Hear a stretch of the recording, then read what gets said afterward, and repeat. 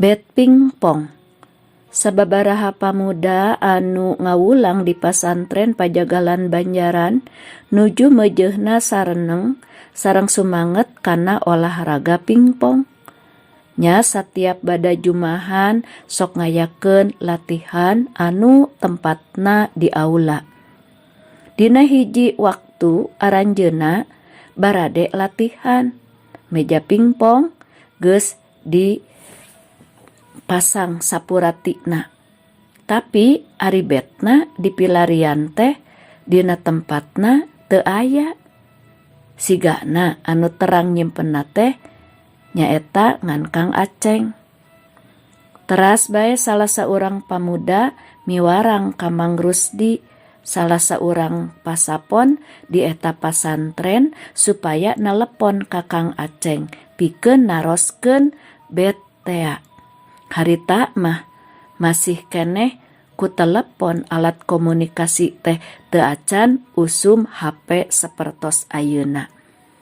Teu lami Mang Rusdi langsung lebet ka kantor sekretariat. Teras manehna ningalian buku telepon.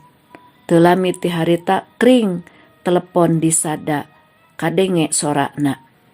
Assalamualaikum Ustad, punten dupi nyimpen bet di mana nya? Bet naon nya?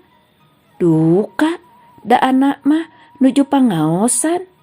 Kakuping soanten anu ngawaler dina telepon, soantena antep naker matak pika isineun. Tos kitu mah Mang Rusdi enggal bae laporan kanu miwarangna yen Ustad Aceng teh teterangeun nyimpen betna sarta anjeunna mah nuju pangaosan. Ngadenge katerangan ti Mang Rusdi kitu, eta pamuda naros deui ke. Ari Mang Rusdi tadi teh nelepon ka Ustad Aceng mana? Saur eta pamuda anu miwarang bangun panasaran.